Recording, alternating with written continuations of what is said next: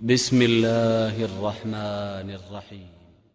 سبيل الدموع سبيل مريح، تنهدى يا صاحي كي تستريح، وبث الدعاء الخفي الصريح، يسعك الفضاء الرحيب الفسيح. سبيل الدموع سبيل مريح، تنهدى يا صاحي كي تستريح، وبث الدعاء الخفي الصريح، يسعك الفضاء الرحيب. Assalamu alaikum wa rahmatullahi wa barakatuh.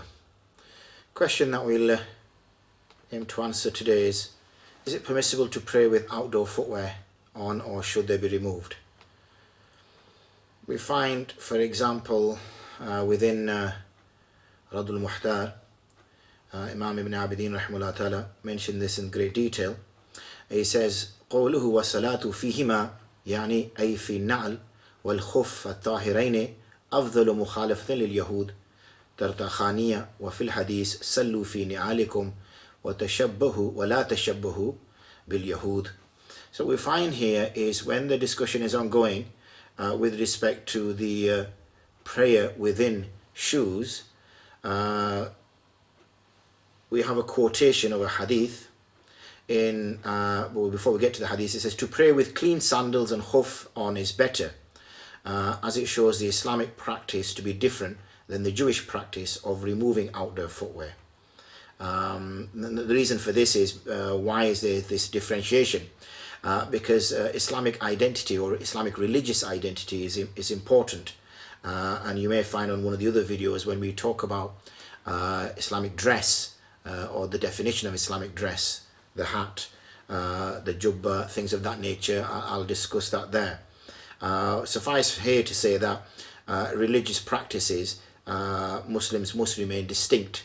Their identity must be distinct. This doesn't fall foul of any type of integration of anything, but they have an identity. Like we see individuals who join a particular group or have a particular membership to a particular organization, you'll see them dressed similarly, and then those individuals who want to be part of that group will also adhere to that identity. So that's the only reason why the Prophet was mentioned here, to differentiate, because many of the polytheists and the individuals around at that time considered Muslims to be no different than Judaism. In fact, they thought that Muslims were a sect of Judaism as they saw Christianity in the early days. So the Muslims, through the Prophet's instructions, had to define themselves as being distinct from the Jews in this case. So Rawahu Tabrani, Imam Tabrani mentions this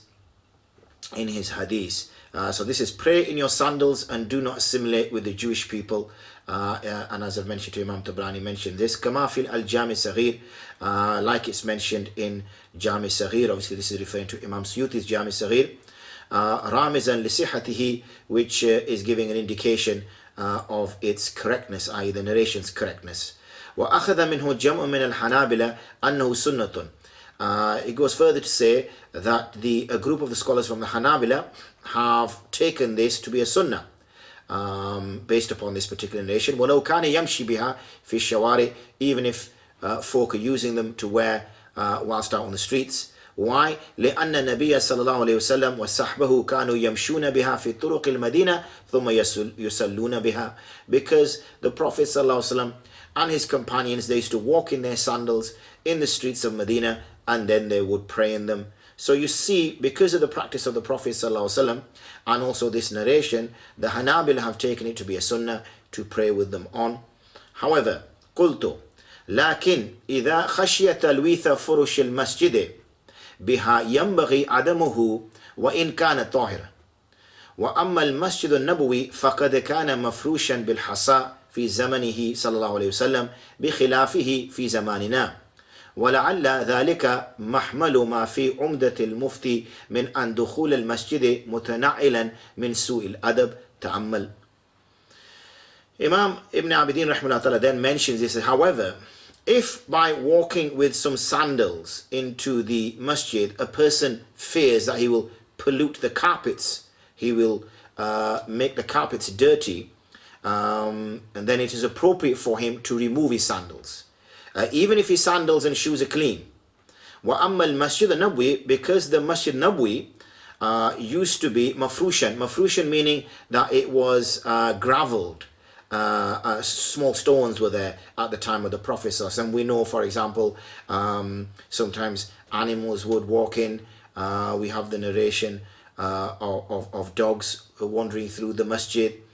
We also hear of the Bedouin who urinated in the corner of the masjid.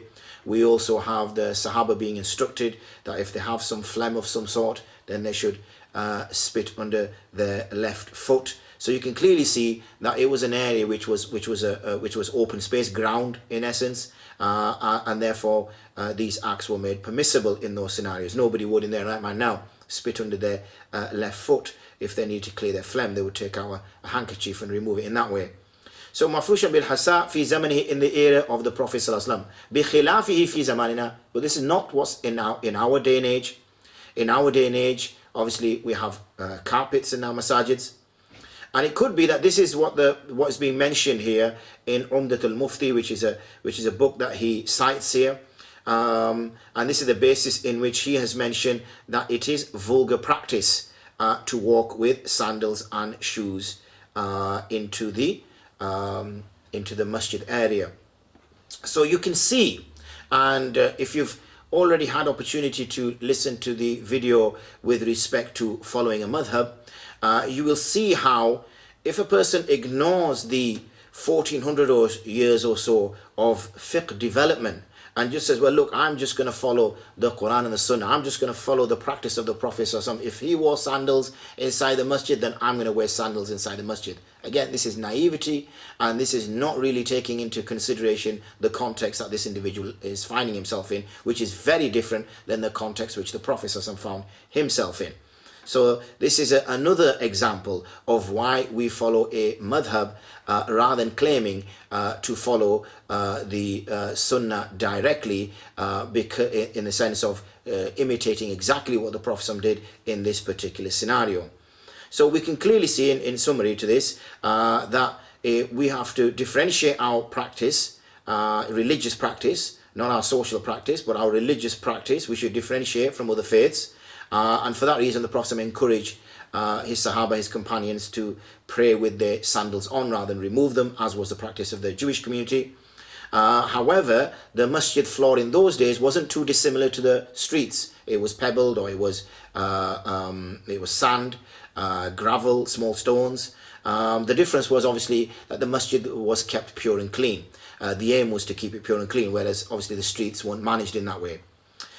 Nowadays, obviously, masajids are carpeted and they're kept clean. So even if a person wore brand new shoes and walked into the masjid, the effect that the people would have looking at him walking in with shoes would show su'adab. It would show a lack of decorum. It would be vulgar behavior, and it would be disrespectful, and it would cause a lot of offense to those people within the masjid.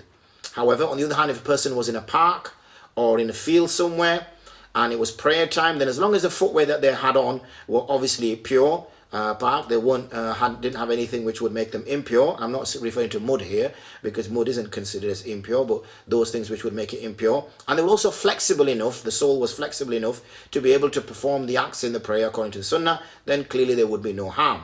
And when I'm referring to this flexibility, I'm referring to the toes of the right foot being able to point towards Qibla when sat in the tashahhud position. And you could take this further. Let's just say a person was at university, or a person was at work, and they had their own office, for instance, or they had a bit of space which they could pray in. But to take their shoes off and then put them to one side and then pray and then put their shoes back on again would be a little bit time consuming, a little bit difficult. Then again, there'd be no harm if they prayed with their shoes on, again, as long as it met that criteria. Wallahu a'lam wa ilmuhu atam. وآخر دعوانا أن الحمد لله رب العالمين. السلام عليكم ورحمة الله وبركاته. كي تستريح وبث الدعاء الخفي الصريح